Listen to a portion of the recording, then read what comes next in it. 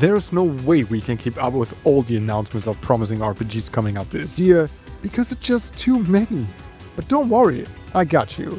I looked into every corner of the internet and found these 15 amazing RPGs coming out in 2026 and beyond, and I bet there are some games on this list you've never heard of.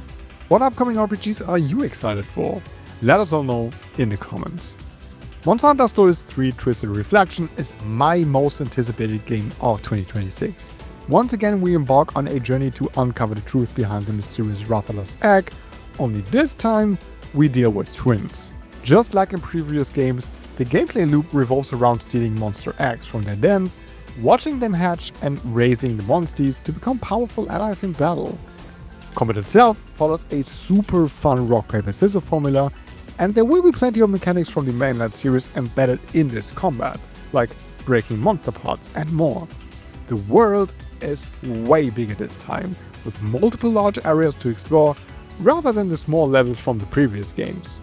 That also means we get to ride, glide and fly on various monsters, which almost feels a bit like playing Breath of the Wild somehow.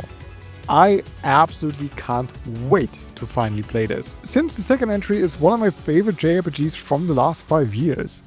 Trust me, this is going to be better than any Pokemon of the last 5 or 6 years, and if you want to convince yourself, go check out the demo right now. I always love when indie games are inspired by classics that don't get a whole lot of spiritual successes and aren't copied that often. SacriFire does that though, as its main inspiration is the Valkyrie Profile series. Just like in this legendary series, the protagonist moves around in 2D levels, or rather 2.5D to be precise.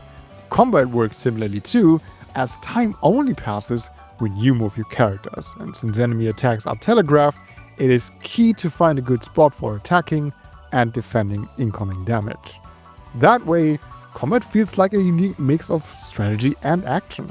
And everything else this game offers sounds like a dream come true.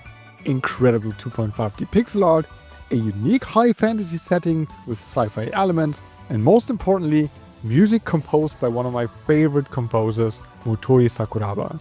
Guys, I already played a demo a while ago and I can confidently say that this will be one of 2026's biggest indie hits. I cannot wait. The Adventures of Elliot, the Millennium Tales is the answer to the question, what if Square Enix made a Zelda-like? This takes the HD 2D pixel art style from Octopath Traveler to an action-adventure with Zelda-like exploration. It's all about solving puzzles in various distinct dungeons, finding new tools and abilities both for combat and to solve puzzles, upgrade your health and all that stuff. This is the first time Square Enix uses the 2.5D style for a game with action combat, and it's a match made in heaven. Just like you and the subscribe button are a match made in heaven, but let's not get distracted. If you have a Nintendo Switch, you have to check out the demo. It got me really excited for this game that came out of nowhere. I'm so excited for this. Since Trace in the Sky first chapter is basically a 10 out of 10 game for me, it's a no-brainer to recommend you Trace in the Sky second chapter. The super engaging story continues with known and new characters, and most importantly, the absolutely amazing combat system is back. This is a mix of real-time action and turn-based combat, in which positioning is a key element to maximize damage and avoid attacks. It's so addicting. Besides that, we can expect a story that goes further into the conflicts set in the first game, and most importantly, to get emotionally wrecked again. I actually don't know how the story continues because I've never played the original, so I'm more than excited to see what happens next. If you haven't played the first chapter yet, do yourself a favor, change that, and get super excited for second chapter, because this is going to be one of the best RPGs of 2026 for sure.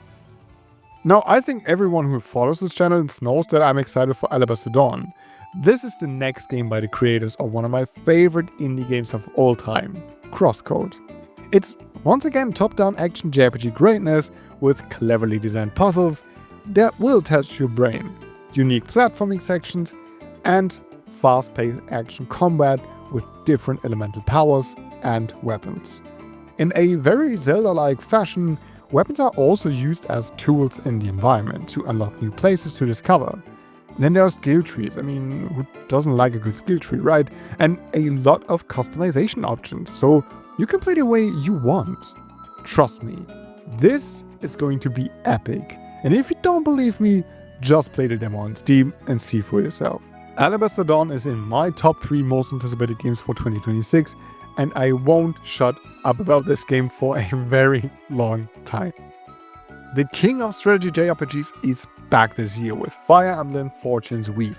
Look, there's not a whole lot of details we know at the moment, but honestly, you don't need that to get super excited. The super addicting tactical combat will be back, and will probably offer more depth than ever before. And for longtime fans, it seems like there will be a connection to 3 Houses somehow. I don't know anything about that since I've never played 3 Houses, but I can see why this is exciting. Since this is developed exclusively for the Switch 2, we can also expect the single most technically advanced Fire Emblem, with amazing graphics, maybe more complex maps, and bigger places to discover. I'm still on my journey to get into this subgenre, and Fortune's Weave gets me really excited to continue this journey. Lost Hellden is an indie JRPG that aims to capture the essence of JRPGs from the PS1 era, while bringing modern ideas to the mix. Combat is divided into 2 phases, an action and a reaction phase, which creates a deeply strategic hybrid combat system that requires a good strategy and good reflexes.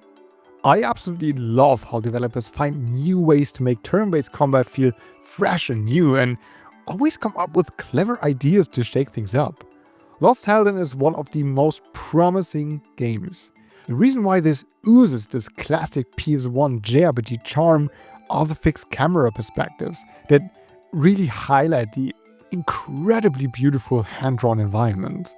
The cherry on top are the illustrations by Takeshi Oga, we all know from his work on Gravity Rush, and legendary composer Hitoshi Sakimoto, who worked on FF12 and Tactics.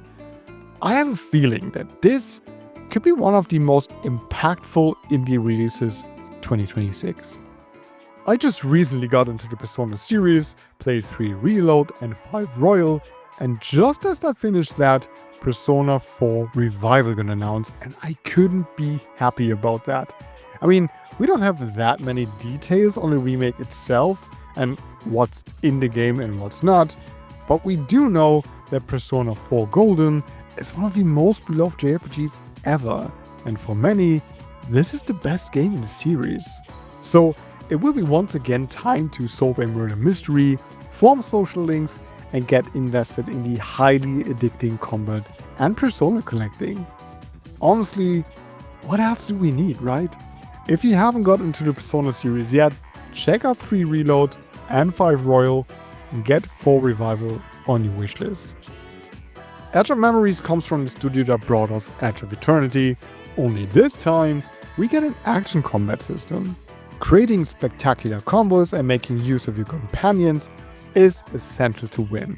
Combat looks really intense and stylish with all the insane special attacks, and getting into Berserk mode is a way to turn tricky situations around to your advantage. Exploring the beautifully colorful but also infested world plays a big part as well, and if done right, can be one of the best parts of a 3D action JRPG like that, if you ask me. This looks like the straightforward JRPG experience I need in 2026. Dot Hack is back, and I couldn't be happier. The original 4 games are some of my favorite games on the PS2, so seeing the series return is a dream come true. We don't have that much confirmed info about Dot Hack Z.E.R.O, but it seems like that we are getting a fleshed out real-time action combat rather than a relatively stiff mix of action and menu-based combat. One rumor is that for the first time in series history, we not only get to explore the online game in the world, but the actual real world in the game. Oh, and for those of you who don't know, in this series it's all about this online game, The World, and how it affects people in the real world. In the very first game, for example, one of the main characters is attacked in the game and falls into a coma in real life. Finding out why and who might be responsible for that is what it's all about. Z.E.R.O will be a soft reboot for the series, and since the studio behind it, Cyberconnect 2, isn't working with Bandai Namco on this anymore, we can maybe expect to see more dot hack in the future. I'm so excited. Starbites is a turn-based RPG in which you get to control your own mech. And hey, mechs are always cool, right? The best part is that you can collect and craft body parts for your mech. That means a highly customizable party and therefore an interesting strategic depth that probably brings in some cool ideas to the turn-based mix. Finding new and powerful companions while exploring the desolate desert planet is one big part of this game, and saving the tower-shaped city the protagonist lives in is a key story element. Starbite looks like the fun JRPG experiment I need, and I'm really excited to see what this game turns out to be. Infinite Alliance is going to be such a unique JRPG. That's because it will feature a bunch of characters from different indie JRPGs like Chained Echoes, Quartet, the recently released Kingdoms of the Dump, and many more. The story will be original though. There's music by the composer of Chained Echoes, Seed of Nostalgia, and a lot more, which is really exciting.